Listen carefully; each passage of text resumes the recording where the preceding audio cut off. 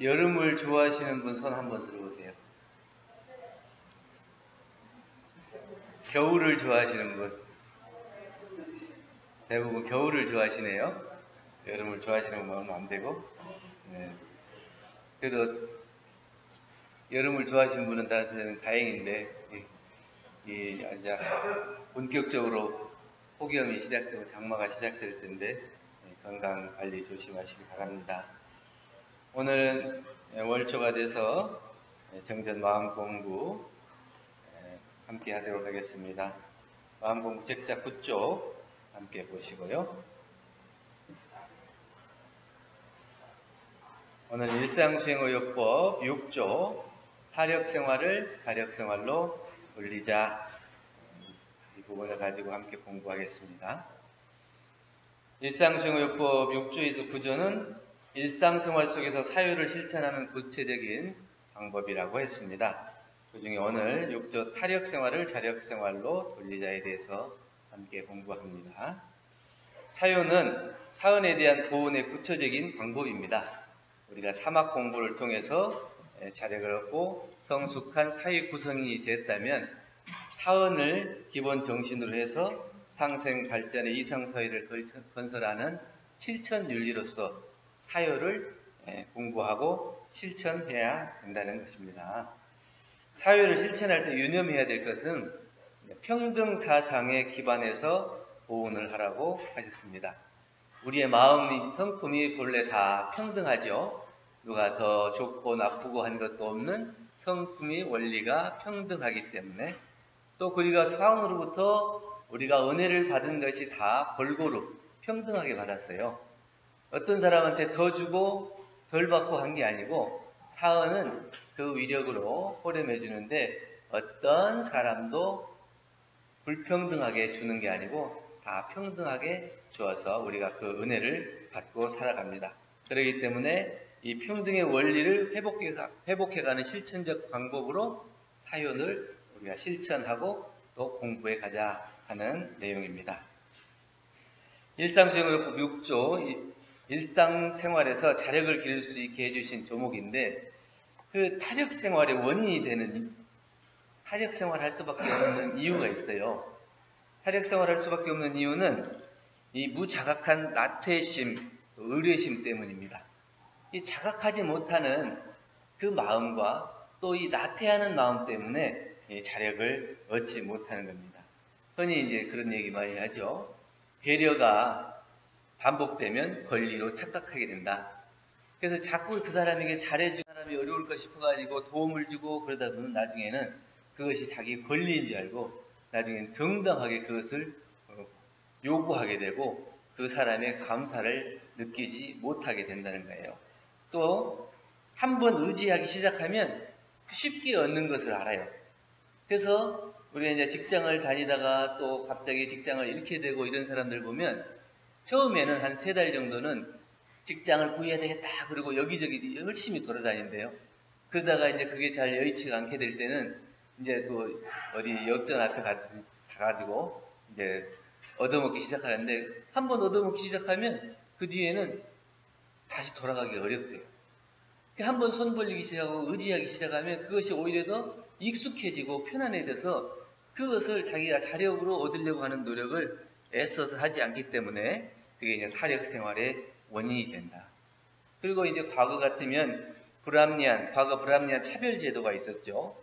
이제 기회를 균등하게 갖지 못한다든지, 또 남녀의 차별, 노소의 차별, 또 종족의 차별, 이런 차별들이 있어서 그걸 균등하게 기회를 갖지 못하기 때문에 타력 생활을 어쩔 수 없이 하게 됐던 것도 있고, 또 힘 있는 외세에 기대 가지고 정당한 기회를 통해서 그것을 얻으려고 하지 않고 힘 있는 외국 세력에 기대해서 거기에 의지해서 자기의 영화를 누리려고 했던 그러한 사고를 가졌던 시대가 있었습니다.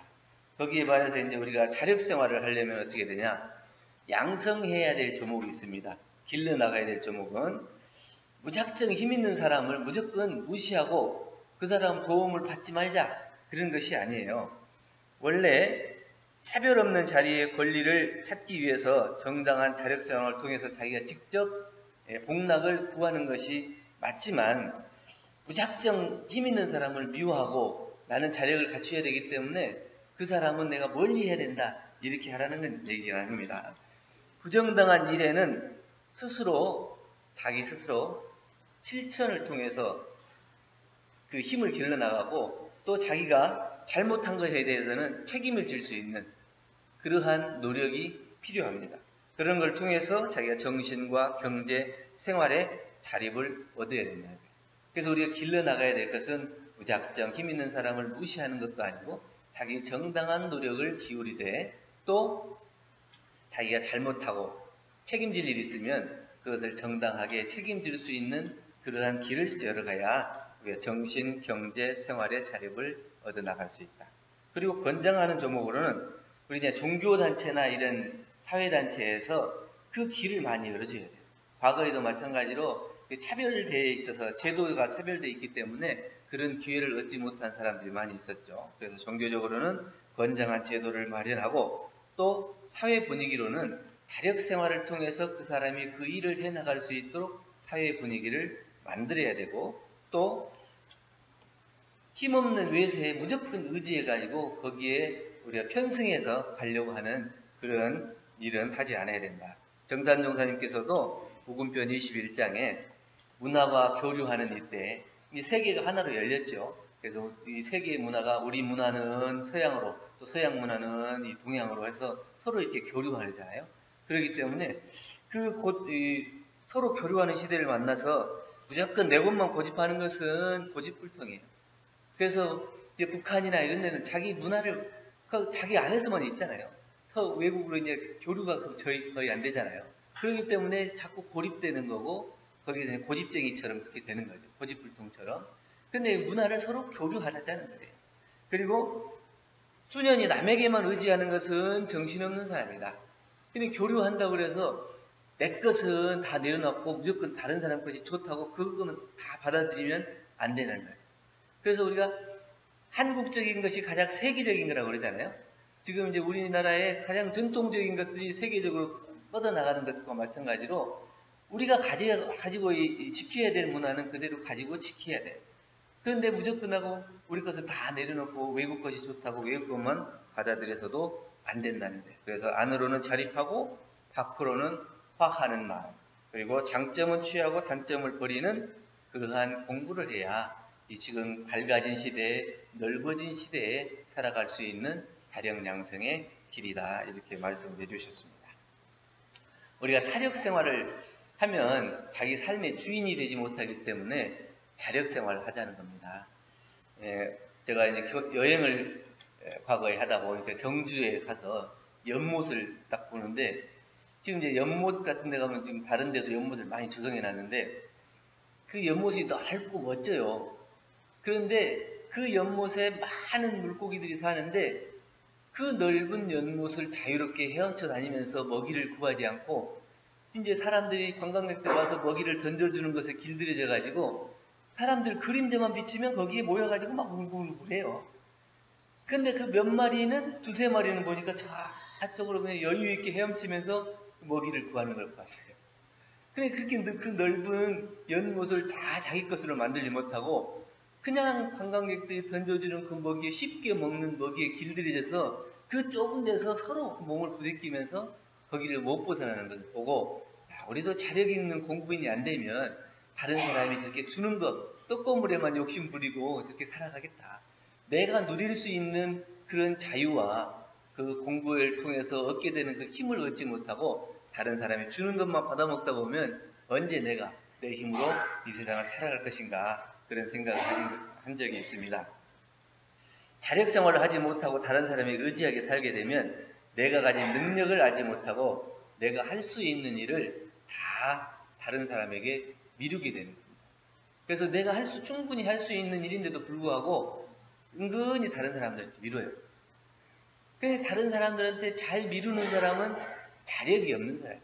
그 사람이 할 수 있는데 다른 사람한테 미루는 처음에는 내가 할 수 있는데 저 사람한테 가르치기 위해서 그것을 미루었다면 나중에는 이게 자꾸 되다 보면 점점 자기의 힘은 빠지면서 그 사람에게 미루고 나중에는 더 계속 미루다 보면 의지하게 되기까지 된다는 거죠. 근데 이 자기의 자꾸 미루다 보면 자기의 가지고 있는 자력도 잃어버릴 뿐만 아니라 믿고 의지하던 것이 사라지면 버틸 수 없는 의지처가 사라져버리면 그냥 넘어지게 돼 있어요. 그래서 그 자력을 길러야 된다고 하는 거예요. 그래야 자기의 삶의 주인이 된다. 우리가 과거에는 문약한 시대라 그래요. 그 문약한 시대라는 것은 여러 가지로 이제 해석할 수 있는데, 글만 알고 경제활동을 모르는 시대. 그러니까 이제 그 과거 선비들이 글만 많이 읽고 그 생활 능력은 없는 그런 시대였던 때가 있죠. 그리고 가까운 인연들만 챙기는 그런 현상이 있었어요. 자기의 친척들만 이렇게 쭉 챙기고 자기 친척이 아닌 사람은 멀리하고 그런 시대. 그리고 넓은 세상을 배우지 못하는 어리석음 때문에 그 경제활동을 주로 하지 못하고 의뢰생활을. 그래가지고 친척 중에 누가 잘 사는 사람이 있으면 거기에 의지해가지고 평생을 먹고 노는 그런 시대. 이게 이제 문약한 시대라고 하는데, 현재에도 그런 것이 있는데 이게 약간 변화됐어요. 현대에는 학연, 지연, 정치 권력 등에 의지해가지고 자기 사회생활을 하는 그런 문화가 지금 형성되어 있어요. 그래서 어쨌든지 정치에 힘 있는 사람이 있으면 거기에 의지해가지고 뭐라도 하나 따내야 되겠다. 뭐라도 하나 받아야 되겠다. 그리고 내가 같은 학교다, 같은 지역이다, 뭐 이런 거를 통해서 조금 더 대우를 받고 빨리 그 자기 이루고자 하는 것을 이루려고 하는 그런 생각이 과거와 현재가 좀 달라졌지만 결국에는 자력이 없는 그러한 마음가짐이다. 이렇게 얘기할 수 있습니다. 어떤 사람이 이제 사회활동을 시작하면서 사회활동을 하긴 해야 되는데 자기가 어디 들어가고 싶은 데가 있어요. 근데 자기 삼촌을 찾아가요. 자기 삼촌이 사회활동을 많이 하기 때문에 아는 사람도 많고, 그렇기 때문에 그 자기 삼촌한테 부탁을 하면 자기가 들어가고 싶은 회사에 들어갈 수 있겠다 싶어갖고 자기 삼촌한테 찾아가지고 내가 저 회사에 들어가고 싶은데 삼촌이 잘 아니까 추천서를 하나 써주세요. 이렇게 얘기했어요. 삼촌 입장에서는 안 써줄 수도 없고 조카가 부탁하니까. 근데 평소에 이 조카 하는 걸 봐서는 내가 써줄 수가 없어. 이 조카가 써줄 수는 있지만 써준다 하더라도 그 회사에서 살아갈 수 있는 능력이 없다고 판단이 되는 거죠. 그런데 그걸 내가 네 능력 봐서는 못 써주겠다. 앞에서는 못하니까 내가 써준다. 그러고 이제 봉투에다 넣어가지고 보냈어요. 근데 이 조카는 당연히 삼촌이 추천서를 써줬으니까 합격할 거라고 기대하고 딱 갔죠. 그랬는데 거기 가서 자기 삼촌 소개하고 그 회사 사장이 그 봉투를 추천서를 열어보니까 백지로 돼 있어요. 그 백지로 돼 있다는 건 뭐예요? 그 사람이 하고자 하는 말을 다 알잖아요. 이 조카니까 추천서를 써준다고 했지만 이 조카의 능력을 봤을 땐 백지나 마찬가지예요. 내가 뭐라고 추천해 줄 말이 없다. 그 판단은 당신이 하든지 이 조카의 능력이 이 정도다 하는 것을 그냥 얘기해 주는 거랑 마찬가지거든요. 그것이 그래 이제 그 삼촌은 자력이 있고 그 자기 조카에 대해서 자력을 기를 수 있는 기회를 만들어준 거예요. 만약에 내가 우리 조카니까 내가 편하게 그 회사에 들어갈 수 있게 해준다. 그러면 들어간다 하더라도 그 자력 없는 사람이 결국에는 버티지 못하고 나오게 되고 그 조카나 자기도 또 그 회사 사장도 다 염치 없는 일이 되고 만다 얘기예요. 그래서 그 자력을 키울 수 있는 길을 택하는 것이 지금 사회에서는 중요한 일이 되었습니다. 타력 생활을 자력 생활로 돌리는 방법이 있어요. 우리 이제 경전에 보면 자력 생활의 핵심은 어리거나 늙거나 병들지 않았다면 자력을 공부 삼아서 양성하라 이렇게 되어 있습니다. 공부 삼아서 양성을 하라. 이게 잘 되지 않지만 이 일을 공부 삼아서 계속 해 나가라는 얘기죠. 쉽게 얻으려 하지 말고 감사할 줄 알아야 돼요. 이 자력을 얻지 못하는 방법이 자력을 쉽게 얻지 못하는 것은 감사할 줄 모르는 데서 온다는 거예요. 그래서 이 자력을 잘 양성하기 위해서는 쉽게 얻으려 하지 말고 감사할 줄 알아야 돼요. 그 감사할 줄 아는 마음은 어디에서 오냐면 은혜를 잊어버리지 않는 마음. 내가 사원에게 받은 은혜를 잊어버리지 않고 이 소중하고 감사한 은혜를 잊어버리지 않았을 때 거기에 보은하려고 하는 마음이 생긴다. 그리고 쉽게 얻으려는 마음이 없어야 돼요. 쉽게 얻으면 쉽게 잃게 된다는 것을 알아서 쉽게 얻으려는 마음을 갖지 않아요. 또 할 수 있는데 게으른 마음, 이것을 없애야 됩니다. 자기가 하지 못해서 그 일을 하지 못하는 경우는 별로 없는 것 같아요. 그런데 하기 싫어서 못하는 경우는 많아요. 저도 아침에 이제 작전 끝나고 운동을 가요. 그럼 1시간 정도 운동하면 이제 뭐 근력도 기르고 그러려고 하다 보면 이게 하다 보면 계속 똑같은 운동을 이렇게 반복적으로 하다 보면 약간 귀찮은 생각이 나요. 근데 가만히 생각해 보면 내가 힘이 딸려서 이것을 안 하려고 하는 게 아니라 반복적으로 하는 것이 귀찮아지고 하기 싫은 마음이 생기기 때문에 안 하려고 하는구나 이 생각이 돼서 계속 하다 보면 100번, 200번 이렇게 채워지더라고요. 그런데 우리가 공부 삼아서 하라는 것은 이제 운동하듯이 또 마찬가지죠. 자기 자력을 키우는 것도 마찬가지로 자기가 정말 힘이 붙여서 물러나는 건지 하기 싫어서 물러나는 건지 그것을 잘 봐서 하기 싫은 마음, 그 게으른 생각을 없애야 된다는 겁니다. 어떤 아버지가 자기 아들에게 야, 저 포도밭에 내가 황금을 감춰놨는데 어디다가 감추는지 몰라. 잊어버렸다. 모르겠다. 야, 좀 같이 찾지 않을래? 이러니까 이 아들 입장에서는 저 포도밭을 찾으면 그 속에 감춰진 황금을 찾으면 그게 다 유산이잖아요. 내 것이 되잖아. 그러니까 열심히 아버지를 도와서 포도밭을 싹 갈아엎었어요. 그랬더니 못 찾았죠. 결국에는 그 해 가을에 포도밭을 잘 갈아엎어가지고 농사가 잘 돼서 포도가 다른 해보다 수확이 많이 열렸다. 그래서 그 아버지가 그때 얘기한 것이 다른 것이 보물이 아니고 부지런한 것이 보물이다. 이렇게 알려줬다고. 그러니까 이 아버지는 그냥 부지런한 걸 가르치기 위해서 말로 해갖고는 안 되잖아요. 근데 이제 포도밭에 황금이 들었다가 보물이 들어있다. 이렇게 하니까 그걸 찾기 위해서 하다 보니까 그것이 그 아버지의 뜻을 알고 나중에 실질적으로 자기가 노력한 결과로 포도 농사가 잘 되는 걸 보고 부지런한 것이 보물이라는 것을 몸소 배우게 된 그런 가르침을 주게 됐다는 거죠. 그래서 우리가 할 수 없는 것이 아니라 하지 않는 것 때문에 자력을 양성하지 못한 것이 아니냐 이런 생각을 합니다. 그리고 두 번째는 이 자력을 양성하기 위해서는 자타력을 경진해야 됩니다. 정전의 신구와 기도장에서 보면 자력은 타력의 근본이 되고 타력은 자력의 근본이 되나니라 이렇게 말씀을 해주십니다. 자력을 양성해야 하니까 다른 사람의 도움은 절대로 받지 않겠다 이렇게 생각하면 안 돼요. 내가 내 힘을 길러야 되니까 다른 사람의 도움을 절대 받지 않겠다. 이것은 그 타력을 전혀 받지 않겠다는 그 뜻은 좋으나 우리가 살아가는 것이 이미 자타력 경진 생활이에요. 법신부에게 받는 것이 이미 타력에 힘입어서 살아가는 거예요. 그리고 살아보니까 다른 사람의 도움을 받지 않으려고 하는 사람은 나도 다른 사람을 도와주려고 하는 생각을 잘 안 해요. 왜냐? 빚진 것이 없으면 나도 거기에 대해서 빚이 없다고 생각하기 때문에 그 사람을 도와주려고 하지 않아요. 근데 내가 저 사람에게 도움을 받았으면 나도 그때 때가 되면 저 사람을 도와야지 하는 마음이 생기거든요. 그렇기 때문에 꼭 타력이 소용이 없는 것이 아니고 정당한 타력, 또 어쩔 수 없이 받게 되는 타력, 이런 것들은 우리가 받아서 그 타력에 힘입어서 자기 자력을 기를 수 있는 자타력 경진을 함께 해야 되는 거예요. 법신부의 사은이 자신할 만한 타력이고 사은의 은혜와 위력을 받지 않고서는 우리가 살 수 없기 때문에 사은에 대한 은혜가 이미 타력이고 그 은혜를 받는 거예요. 드라마를 보니까 도깨비 드라마 많이 보셨잖아요. 그 도깨비 드라마에서 대사 중에 그게 있더라고요.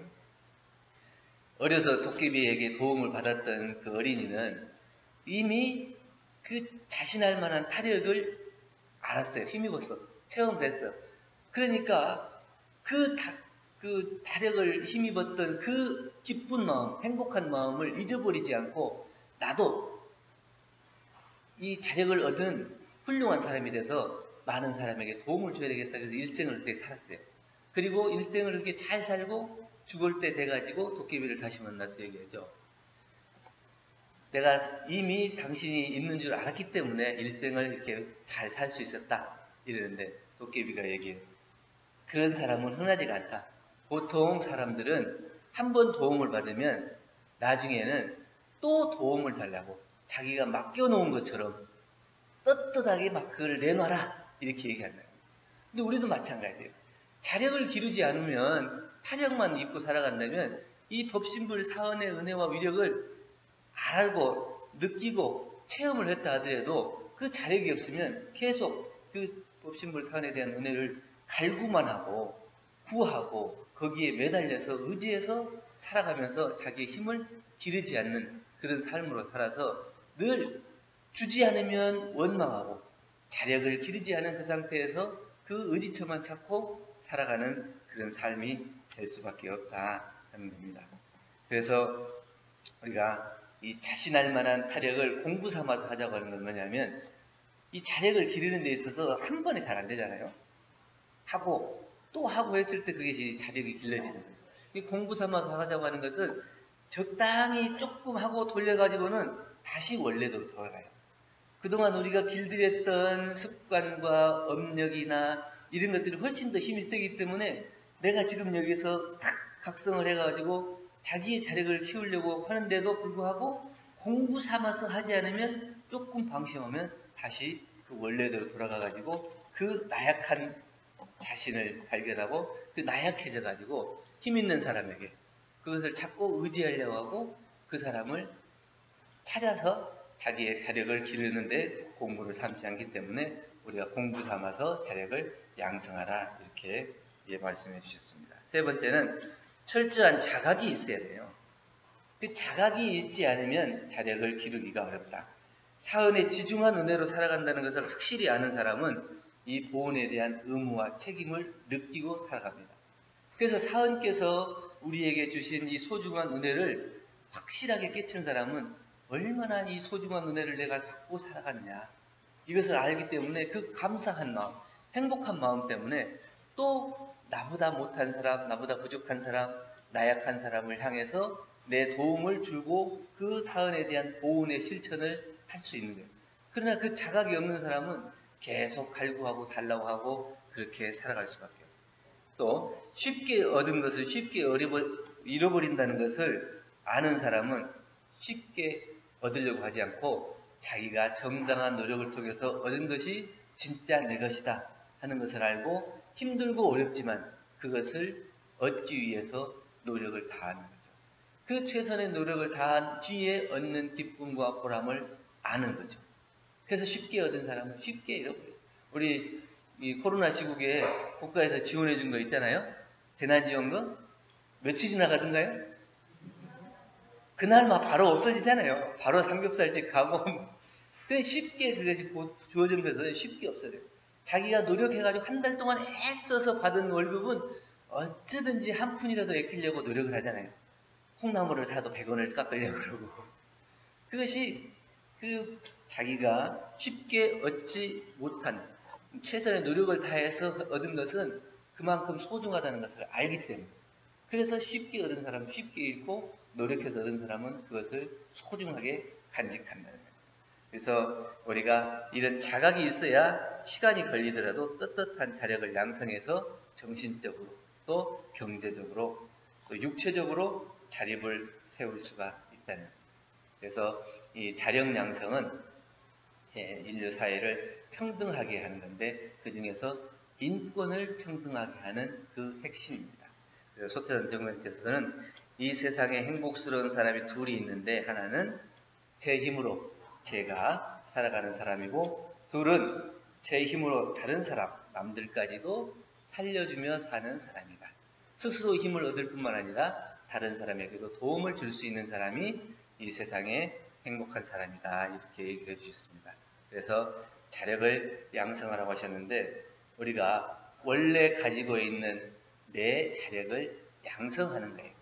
없는 것을 만들려고 하는 게 아니고 양성이잖아요. 발생한다든지 그걸 만드는 게 아니고 원래 가지고 있는 자기의 자력을 양성해 나가는 거예요.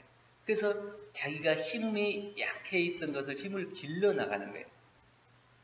그래서 정신적으로도 길러나가고 경제적으로도 길러나가고 또 육체적으로도 길러나가는 이 자력을 양성해 나가는 겁니다. 그래서 누구나 똑같은 환경이에요. 누구나 똑같은 환경인데 어떤 사람은 그 자력을 양성해서 잘 살고 행복하게 사는 사람 있는 반면 어떤 사람은 똑같은 환경인데도 불구하고 자기가 힘이 없고 빠져서 자꾸 다른 사람한테 의지하고 또 그렇게 못 살고 가난하고 힘들게 살아가는 사람도 있다. 이것을 보면서 우리가 환경의 문제가 아니고 자력 양성은 자기의 노력, 공부 삼아서 하냐 못하냐 여기에 그 핵심이 있는 것이다. 이런 생각을 합니다. 영국의 총리 대신을 지낸 19세기 중반에 총리를 지낸 윌리엄 위어드 글래드스턴이라는 분이 있는데 이분이 일생 동안 그렇게 생활 철학으로 잘 살고 그 생활 철학의 핵심을 자기 옥스퍼드 대학에서 공부하고 있는 아들에게 편지 내용으로 써서 보냈는데 이런 내용입니다. 자력 양성이라는 것보다 더 넓고 가치 있는 교훈을 나는 모른다. 그렇게 훌륭하게 그게 경제, 정치적으로도 살고 일생을 살고 살았는데 그것을 골라보면 결국에는 자력 양성이더라.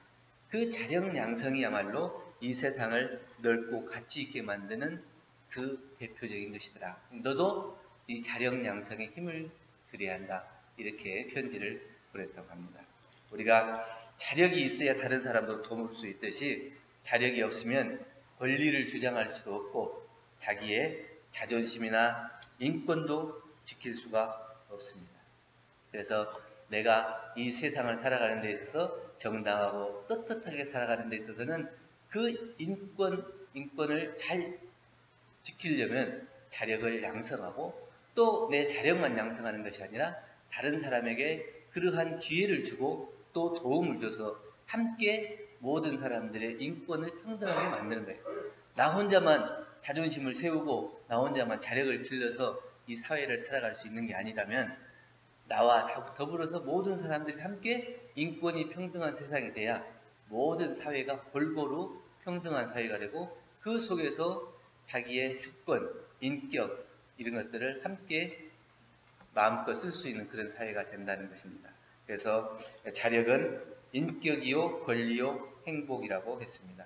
자신이 할 수 있는 일을 남에게 미루면 그 힘과 복이 그 사람에게 가버리기 때문에 내가 지을 수 있는 일, 내가 할 수 있는 일은 내가 하는 그 자력을 양성하는 공부를 공부 삼아서 잘 한다면 우리가 타력 생활을 하지 않고 이 세상을 살아갈 때 힘있는 공부인으로 정당하고 떳떳한 공부인으로 또 모든 사람들에게 존경받는 공부인으로 살아갈 수 있다 하는 말씀으로 오늘 일상교육부 6조 자력생활을 돌리자 이 말씀을 드렸습니다. 감사합니다.